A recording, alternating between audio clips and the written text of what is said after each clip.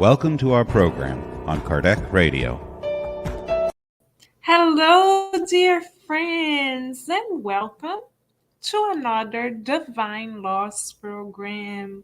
We are grateful to God to be here together in order to better understand the very laws that can lead us all to happiness, but not this happiness that is fleeting, that is based on passing pleasures, but rather the happiness that is truly everlasting.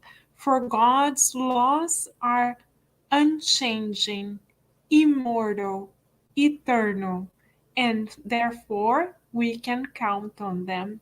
The more we understand them, the closer we are to truly investing upon our happiness, the very happiness that is independent from the impermanence around us. So let us raise our thoughts in gratitude to God as we feel the welcome of the mentors from on high, counting on our good thoughts and good feelings in order for us to not only nourish our souls, but most importantly, to be of service to others.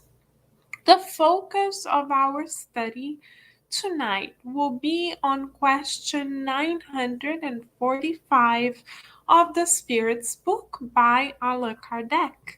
We will now read the question followed by the Illuminated Spirit's answer. Then we will bring a couple of highlights and propose a therapeutic exercise for us to nourish and strengthen our souls together. Let us then begin. In question 945, Kardec asks, what is to be thought of those who commit suicide because they are dissatisfied with life? Unfortunately, this is a somewhat common scenario nowadays, even amongst young adults.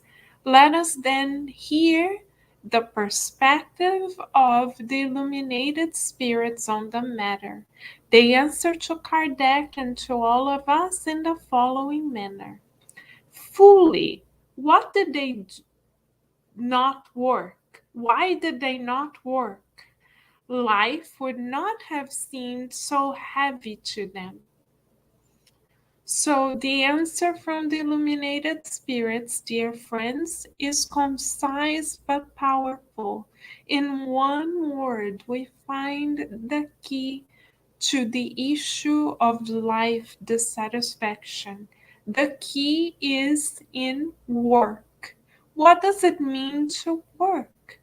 To work, beloved friends, according to the immortal science that governs our lives, is to be useful. To be useful is to think of the common good.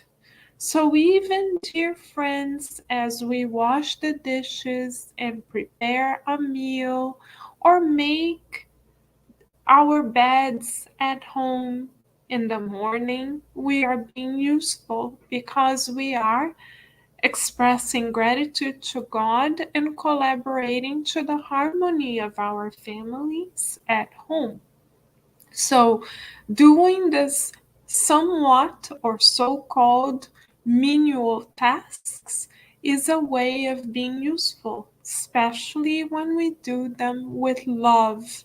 Often, when we experience dissatisfaction, we do so because of inertia. Our tendency to surrender to inertia, perhaps from many lives, causes us to not find joy in our very existences.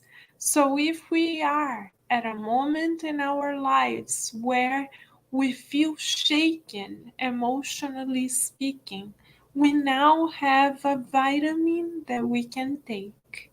The vitamin is called being useful to the general good. And this is our exercise for tonight. practice within the next 24 hours to find satisfaction in our lives, not by practicing inertia in thinking only of ourselves, because that is something we are already used to doing. Thinking of ourselves, beloved friends, is our comfort zone, so to speak. The spirit mentors from on high are inviting us to go beyond our comfort zone. So, what are the steps? What is the mechanism for us to step us outside of our comfort zone? It begins in our feelings and thoughts. If we train ourselves for 24 hours to think of others more often than we think of ourselves, and we dedicate our day to being useful to others, then we will find joy. Because through true joy, which is the antidote to dissatisfaction, is found in promoting the common good. How do we know? Not only because the spirit mentors from on high prescribe this pathway to us, but mostly because our guidance model has shown this pathway of being useful to others, to all of us on the earth. This is what our master meant when he asked us to love one another, to do unto others what we would like to receive. Let us practice then the golden rule within the next 24 hours. First, by training our minds to think more of others than of ourselves. Second, let us practice becoming useful in every step that we take in every task that we accomplish. Every time we complete a task, let us ask ourselves, how can I make this task, or how can we make this task more useful to others? This is our goal for today. This is how we shall practice strengthening our souls for immortality. What a beautiful proposal of collective progress shared with us from on high. We thank God, Master Jesus, Allan Kardec, the illuminated spirits, our guardian angels, the mentors of Kardec Radio, for allowing for us to have access to these treasures that can shift our perspective and bring true light onto our hearts, souls, and minds. What a blessing, dear friends.